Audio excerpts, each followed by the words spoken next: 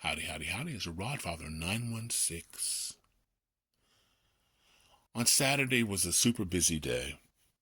As a result, I fell asleep early, and now it's Sunday morning about 4 a.m. I spent a lot of the day watching my phone, and as things take place in Southern California, a lot of my brown brothers are under attack by our government. Arresting people, throwing them into vans. Now, there are certain people out there who believe that they're just arresting illegals. Well, so far we know that not to be true. And I am sure yesterday a lot of legal were thrown into those vans. Because they weren't stopping people and saying, well, let me see your ID. No, they're throwing them into vans. Taken to places where we don't have access. We don't know how they're being treated. We don't know what the conditions are in those places where they're being taken. I mean, so far I haven't seen any film that shows what these warehouses and buildings have been taken to. So we don't know how they're being treated. They can't call their families. They can't call an attorney. Their rights have been stripped away.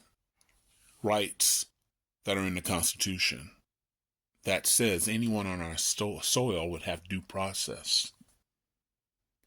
They are allowed to go to court and be charged. But that's taking too long because the goal by certain white men in trouble and in power will want to deport people.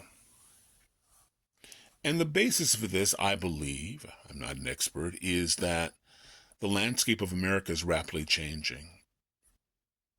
In less than 20 years, the majority of the population of the United States will be of people of color. Now, what that change will be, no one knows.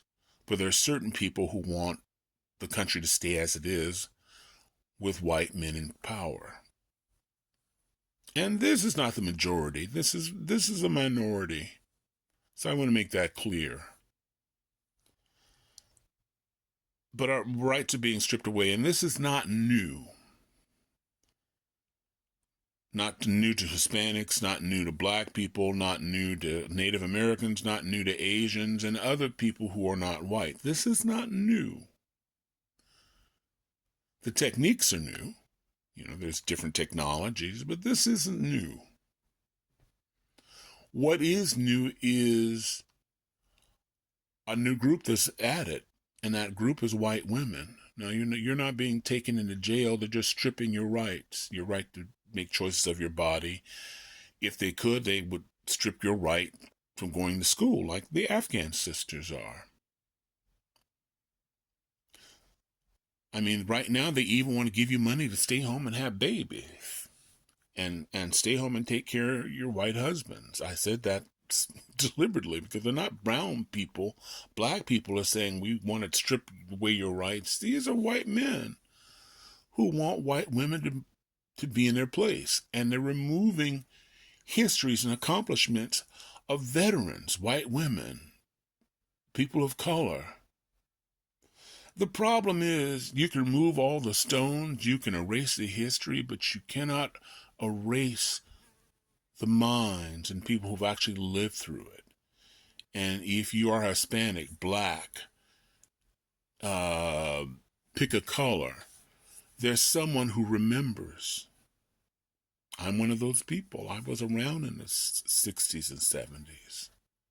I remember when there was a horrific police chief named Frank Rizzo in Philadelphia who would strip black people, literally strip black people of their rights. If somebody across town, a black person committed a crime or they looked black, he would go to the black community and in one case strip them naked for the community to see.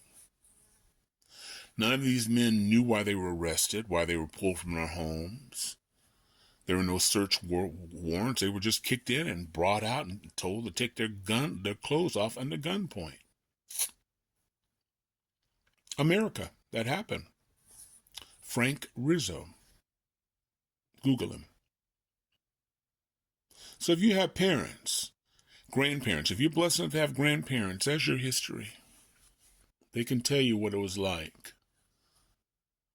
From internment camps to being beaten, to live under horrible conditions. That's happened. So erase them. But your Google, your Yahoo is your great grandparents. They can tell you this is not new. But we must do something. The goal is to make these changes. And this is mostly from the Republican Party, who are just rubber stamping it, not reading it. If Donald Trump says this is what it is, we're going to eliminate these laws. We're going to break laws. We're going to make new laws. We're going to try to change the Constitution. If we have to go in and change the judges, which looks like they're trying to, that's going to be interesting. But we want to strip this to meet our agenda. So we can't afford to be complacent. We need to be on Monday, on Tuesday, on Wednesday, on Thursday, on Friday, and the following Monday at the door of the Congress.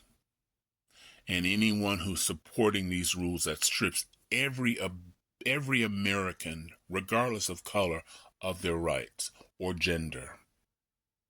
We need to be there daily. When I was a kid and they were trying to make changes at UC Berkeley and other universities, students went into the offices and had sit-ins to get their attention because clearly they were dismissed at meetings. And these sit-ins affected change. It didn't happen overnight. This went on in months. Again, Google it. Or if you have a grandfather, an aunt and uncle who lived in those times, went to university, they can tell you. So this is not the Rodfather talking out one side of his mouth, because you don't know me. I could just be flapping my gums, but I know history.